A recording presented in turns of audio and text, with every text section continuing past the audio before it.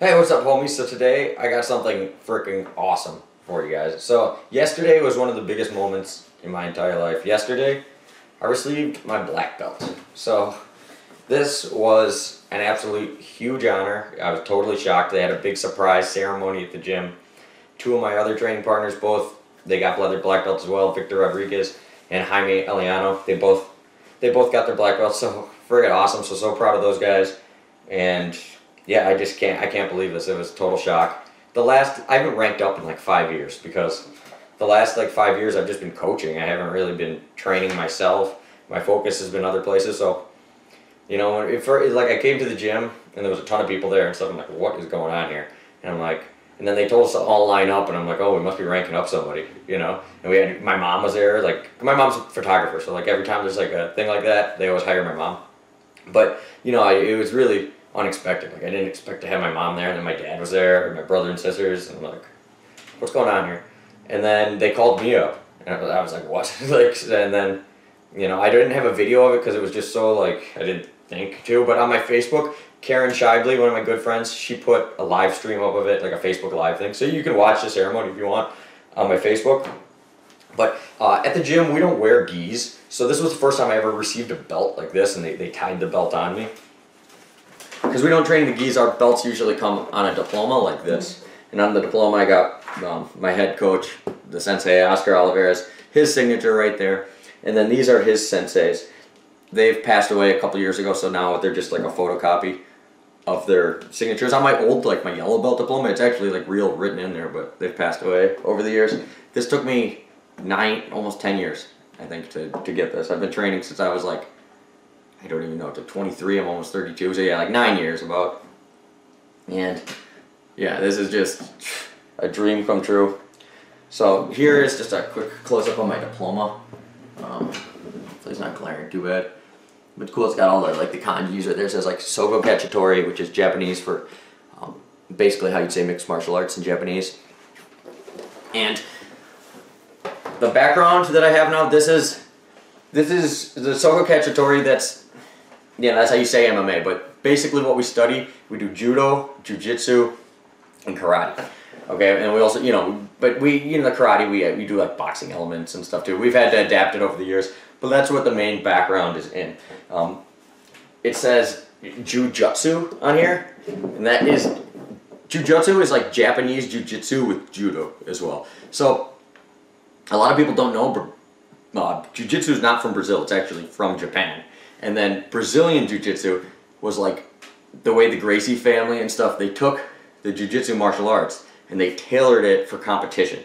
So like they took, like in Jiu-Jitsu we learn all the illegal moves, like every type of neck crank, every type of, you know, like every type of joint manipulation, everything, all the stuff that's totally illegal, you know, in competition, but you could use it on the street. So we learned that as well. So, you know, we obviously don't do that when we train with our partners or when we compete. But we learn those for a real life scenario where you ever might have to use it.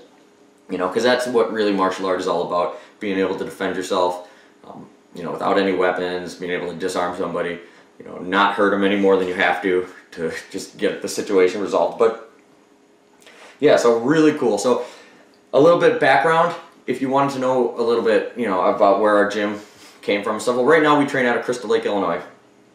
And MMA Underground, you can get 3 free classes. You want to come on in, try it out, train with us. But Oscar, he's from Mexico. He grew up in Mexico City. He started training martial arts when he was like 3 or 4. And he then started doing karate and jiu-jitsu, judo, you know, like judo at the time. And he made it on the Mexican national team for karate. And then he started also, when he was younger, so was training, Japanese fencing. Okay, I don't know the exact name of it, but he was ranked 4th in the whole world in Japanese fencing. So between that, and then he made it on the judo national team too.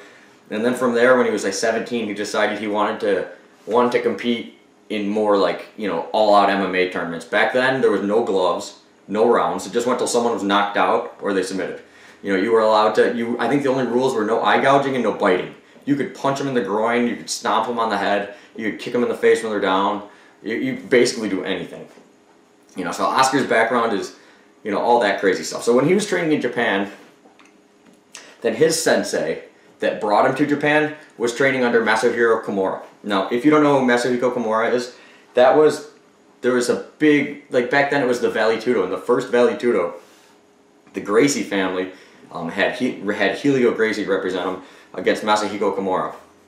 And at the time, you know, Kimura was a big judo black belt, world champion, blah, blah, blah. You know, but the Gracies, their whole family was all, you know, champions in jiu-jitsu and this and that. So he challenged Kimura. And Kimura actually broke Gracie's arm with a double wrist lock, okay? Which actually now they just call it the Kimura because the Brazilians never saw that move before and they didn't know what to call it. So instead of calling it the proper name, which translates to double wrist lock, they just called it the Kimura. And now everybody calls it the Kimura, but it's really the double wrist lock.